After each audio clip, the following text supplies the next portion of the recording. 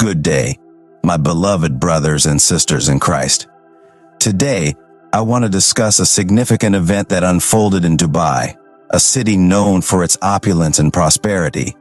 However, one fateful night, the city was engulfed by a terrible storm that brought destruction and chaos.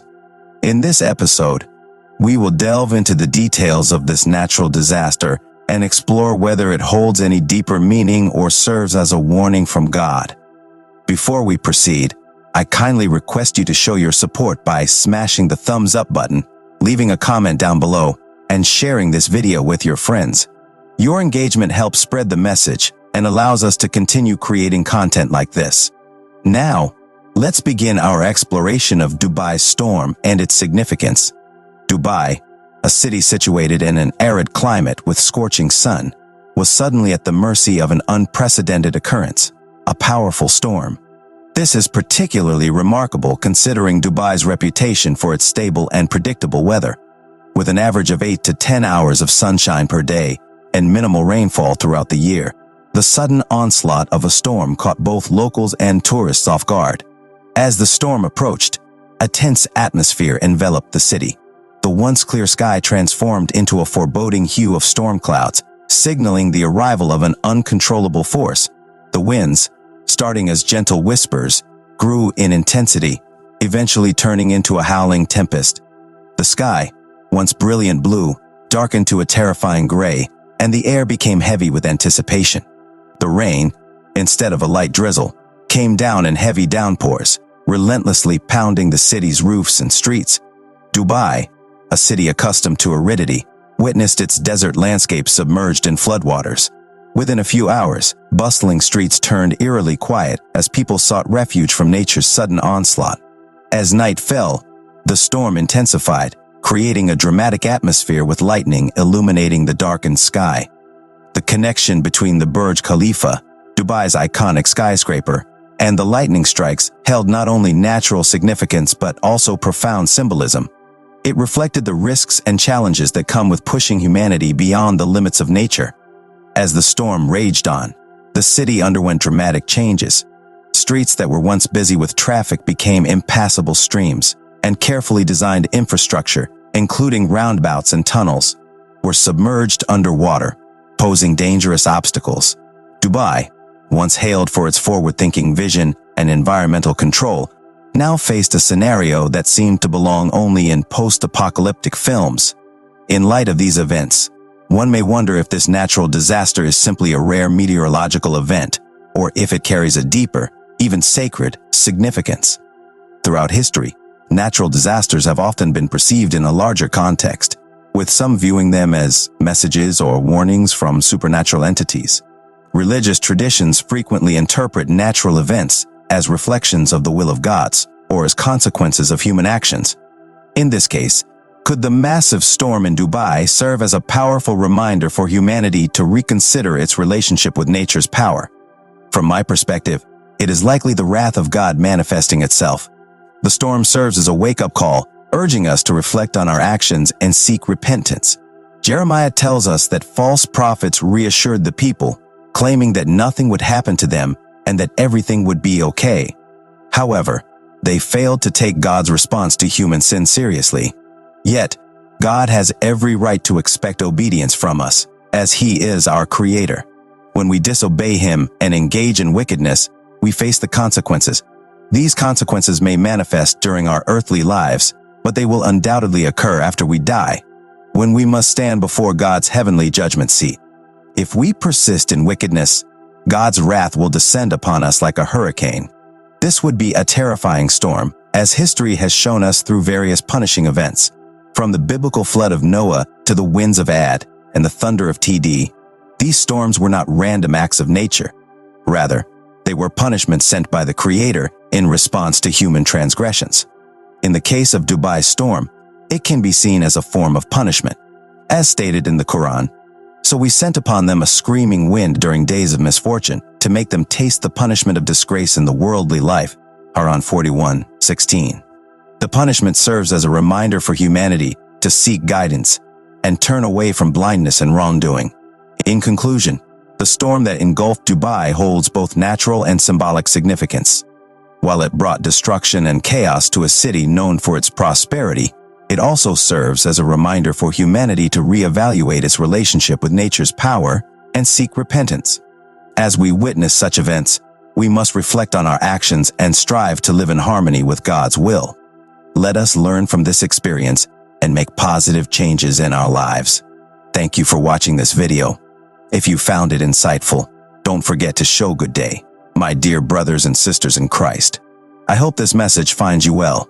Today, I want to discuss a momentous event that unfolded in the vibrant city of Dubai. Known for its opulence and boasting the title of the city with the most gold in the world, Dubai was unexpectedly struck by a devastating storm. In a matter of hours, the city that stood tall and proud was swallowed by the unforgiving waters. This catastrophic event raises questions. Was it merely a natural disaster, or does it hold a deeper, more profound meaning, a warning from God? In this episode, I will delve into these issues, providing a detailed analysis of the situation. But before we proceed, I kindly request your support. Please take a moment to show your appreciation by smashing the thumbs up button, leaving a comment down below, and sharing this video with your friends. Your engagement is invaluable and helps us continue creating content that resonates with you. Now, let's embark on our exploration of the extraordinary events that unfolded in Dubai. Dubai, nestled in an arid climate with scorching sun, experienced a sudden and unprecedented turn of events. The city, accustomed to clear skies and a stable climate, stood defenseless against the looming storm clouds that darkened the horizon. Dubai's weather is typically characterized by year-round sunshine, with average temperatures ranging from 20 C in January to 30 C in the summer months of June to August. Rainfall is a rarity, with only a few days of rain during the winter season. However, this time, a storm of unparalleled magnitude descended upon the city, catching both residents and visitors off guard. As the storm approached, a palpable tension permeated the air. The once serene and predictable atmosphere gave way to an eerie sense of anticipation. The winds, initially gentle whispers, grew in intensity, gradually evolving into a howling gale. The sky, once a brilliant blue, transformed into a foreboding shade of gray. It seemed as if nature itself was preparing to unleash an unpredictable and uncontrollable force upon Dubai, a city that had mastered the art of bending natural elements to its will. The first raindrops fell on the sun-scorched ground, eliciting a sense of surprise among the inhabitants. Could a city that had triumphed over nature by constructing artificial islands and effectively air-conditioning its outdoor spaces be humbled by the forces of nature? Within a few hours, the heavens opened up, and torrents of rain cascaded down upon the city. The roofs and streets of Dubai, ill-prepared for such a deluge, were pummeled relentlessly by the unyielding downpour. The arid desert, unaccustomed to such abundance, found itself submerged in floodwaters, as though plucked from the pages of a fantastical tale. The once bustling streets, teeming with life and activity, fell eerily silent as people sought refuge from nature's sudden onslaught. Night descended upon the city, further amplifying the drama of the situation. Lightning streaked across the sky, illuminating the darkness in a mesmerizing display of nature's power. The connection between the iconic Burj Khalifa, Dubai's tallest skyscraper, and the lightning strikes held not only natural significance but also profound symbolism.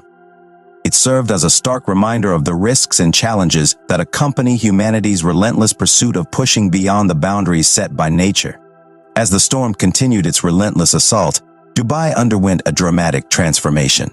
Streets that were once bustling with traffic became impassable streams, and meticulously designed infrastructure, including roundabouts and tunnels, succumbed to the overwhelming deluge, becoming treacherous obstacles.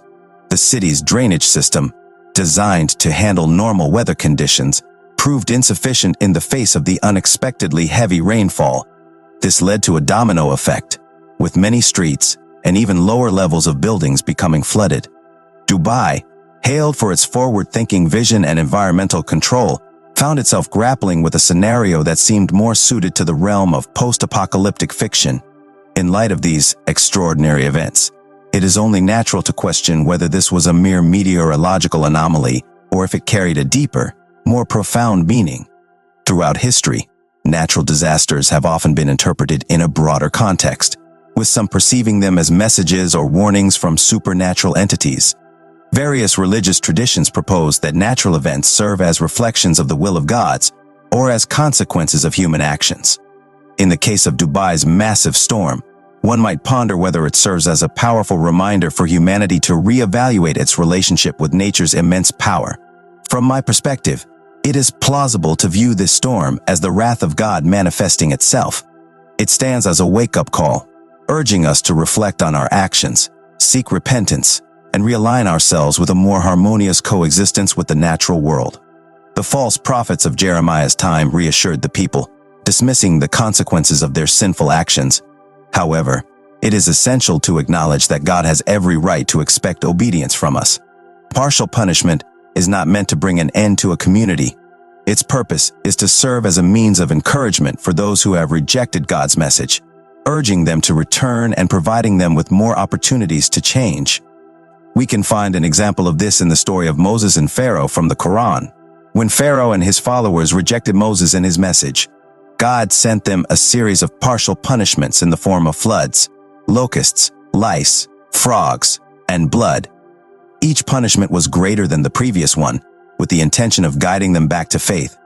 However, despite witnessing these signs, Pharaoh and his people remained arrogant and refused to change their ways. They promised to follow Moses' guidance when they were faced with the punishments, but as soon as the punishments were lifted, they went back on their word. This illustrates that ignoring and forgetting the lessons of partial punishments leads to a dangerous situation for a community, making them susceptible to the final punishment. The final punishment is the culmination of multiple warnings and opportunities for change being disregarded. When a community persistently rejects God's love, mercy, and message, they reach a point where there is no longer any purpose in continuing the test. Even if they were given another chance to return to earth and be retested, they would still refuse to change their ways. The Quran describes how God dealt with Pharaoh and his people by intending to drive them out of the land, but ultimately drowning them. This final punishment serves as their capital punishment, leaving them no further opportunity for change. The purpose of the final punishment is to fulfill the test of life. Life has been created as a means to determine who will excel in righteous deeds. When a community consistently rejects God's love, mercy, and message, despite multiple warnings and opportunities for change, the test becomes futile. Granting them another chance to return to earth would not yield any different results, as they would continue to reject what they have been forbidden. It is for this reason that every person who enters the hellfire does so justly, and they themselves acknowledge their wrongdoing. Punishments can serve as tests, but not every test is a punishment. Righteous individuals may experience tests as a means to reap rewards, elevate their status in the hereafter, or have their sins forgiven. Prophets, in particular, face severe tests to receive greater rewards. The severity of the tests is in accordance with the individual's capacity to bear them. Winds and storms are powerful natural phenomena that can be either a form of mercy or a punishment. Climatic conditions should remind us of our purpose and our relationship with our Creator. The concept of divine wrath can be intimidating, evoking images of revenge and vengeance. However, it is important to understand that God's wrath is not about seeking revenge, but about upholding justice. It is pouring out wrath as a form of divine justice, not to exact revenge. The Bible provides insights into understanding God's wrath. Romans 1:18 states that the wrath of God is revealed against godlessness and wickedness.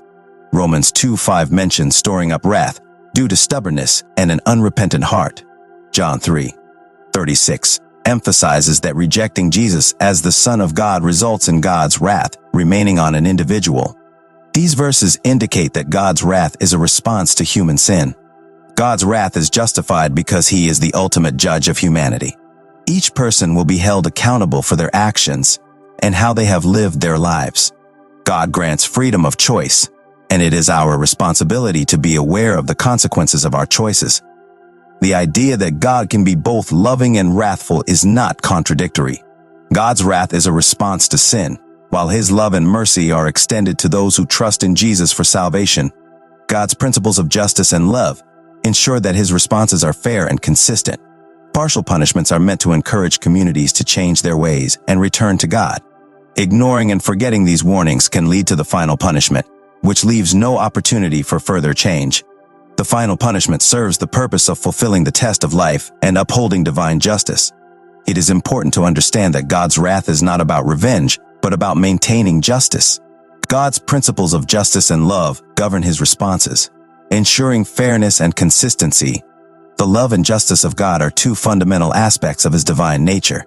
As human beings, we often wonder how these two attributes intersect and how they shape our experience with God.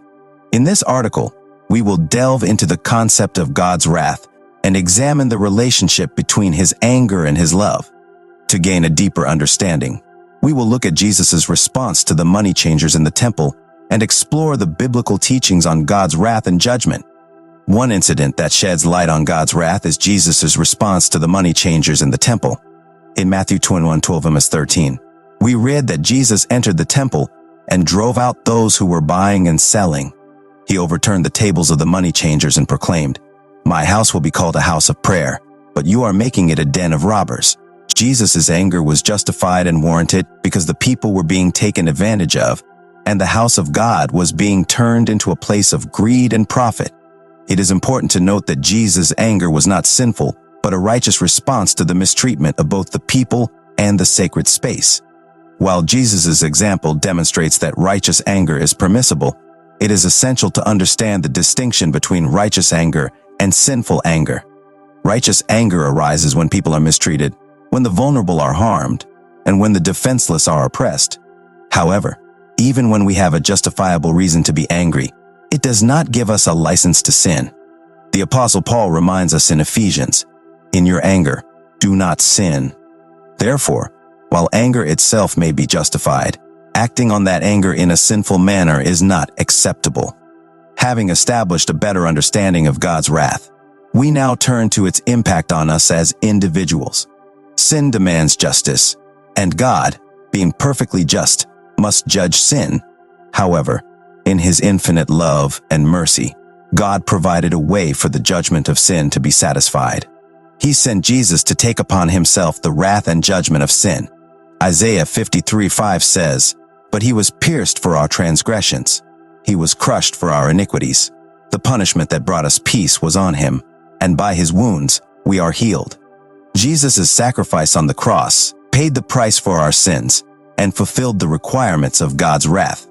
Despite the inevitability of God's judgment, he offers us a choice. We can either accept Christ as our substitution, finding complete judgment for our sins paid in full, or we can choose to bear the price ourselves.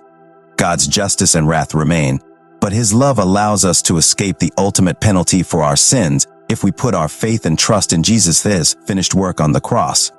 Romans 3:25-26 explains that Jesus' sacrifice demonstrates God's righteousness and fairness, making sinners right in his sight when they believe in Jesus. Reconciling God's love and wrath can be challenging for many individuals. However, Romans 5:8 provides a powerful insight, but God demonstrates his own love for us in this: while we were still sinners, Christ died for us.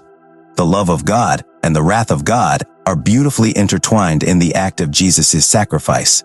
When we place our faith in Christ, we no longer need to fear God's wrath because he has taken it upon himself. This does not exempt us from God's discipline, but it assures us that we will never experience his ultimate wrath. In conclusion, understanding the love and justice of God is essential in comprehending the concept of his wrath. Jesus' response to the money changers demonstrates that righteous anger is justifiable when people are mistreated and when sacred spaces are desecrated. However, it is crucial to remember that even in justified anger, we must not sin. God's wrath is a consequence of sin, but his love and mercy provide a way for us to escape its ultimate judgment. By accepting Jesus' sacrifice, we find complete confidence that the requirements of God's wrath have been met. As believers, we can rest assured that while God may discipline us, we will never experience his ultimate wrath.